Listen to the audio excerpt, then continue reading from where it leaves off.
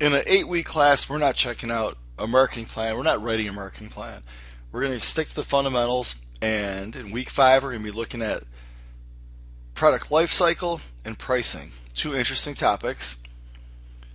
You can start thinking about your next paper. You've gotten feedback on your first one. I think the next one is assigned next week. So start thinking about whatever topic you want, what currently is going on in the marketing world. Tons of stuff to look at. Social media influencers, Shopify instead of Amazon to sell goods online. So many fun topics to look at. So, artificial intelligence with Alexa speakers to order products. Pick something you care about, and that'll be your next paper you write about. Product life cycle. Expensive to create, manufacture, distribute, advertise, educate. Introductory stage is painful. A lot of stuff's going to flop, and it's a huge investment. The growth stage is where you want it to be. These are even sections drawn out. In the perfect world, your growth stage would be this whole chart. You would stay in the growth stage, but it's very difficult to do. Maturity stage is marked by price and competition because there's a lot of choices to be made, and you no longer have pricing power. The decline stage means the price has dropped, but you can still make profit because a lot of times you're no longer having to buy tooling, equipment, advertise, anything. It's a cash cow. You just keep selling it. Sometimes things that are declined, almost dead, make a comeback. A strange one would be Pabst Blue Ribbon. It's the number one beer in the 50s in America. Your great grandpa and grandpa drank it, and then it was still, for some reason, I don't know why they kept selling it. It still was in the cooler at 7-Eleven and Kroger in the corner. But it somehow made a comeback and we got back to the growth stage. And it wasn't luck, it was strategy, but there was some luck involved. There's always room to innovate. There's a company called IDEO that takes existing products and improves them. So there's a way to open a bottle of wine, what's it called? Aerating it as you decant it, as you pour it, and then seal it so there's no breakdown. It's not, air hasn't touched it. So that's a big thing with wine. Once you open it, it oxidizes, I guess is the word.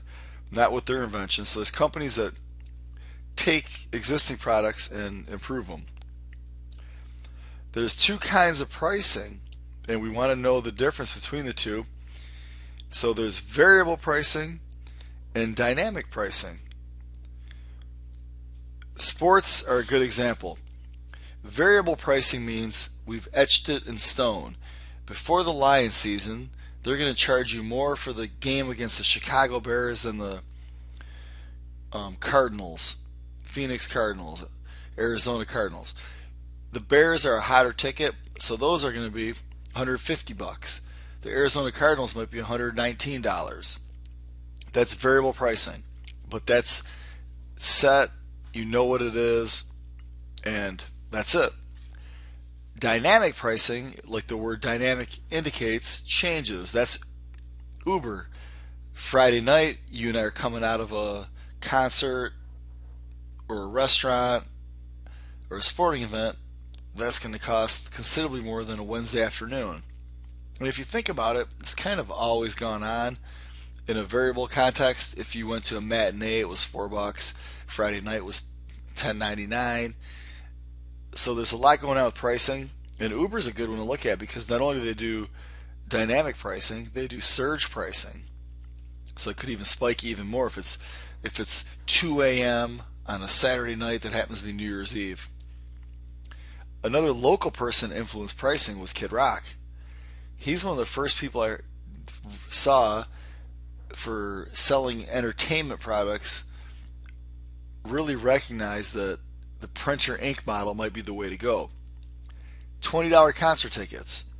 He's not making a lot on that ticket price, but he negotiated some parking, concessions, food and drink, and he could do 13 shows at DTE Pine Knob where he wouldn't have to travel.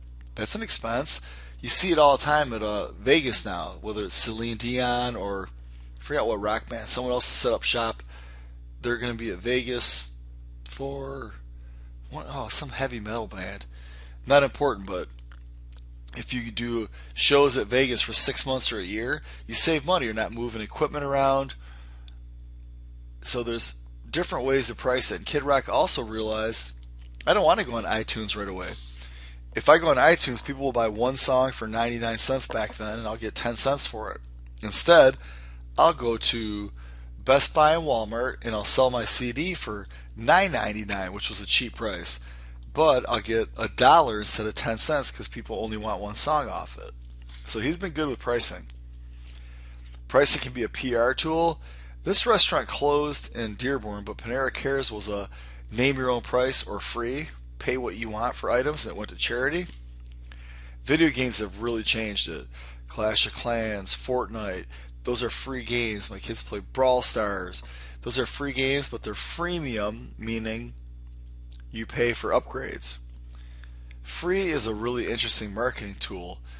You could give select customers free meals, free merchandise if you see that they spend money. If someone is if someone buys if someone buys 2 bottles of wine every time they go to Olive Garden and you have the data, you could comp their meal ahead of time and still make money. So free is a really good tool. It's not new.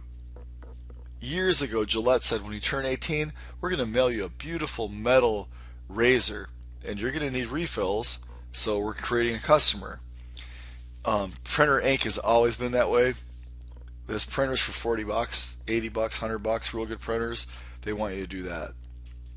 We'll also have an opportunity for you to look at some social media because that is a huge topic in every aspect of marketing. So that's what we have this week. If you have any questions, please send me an email. I look forward to seeing your guys' opinions on these topics.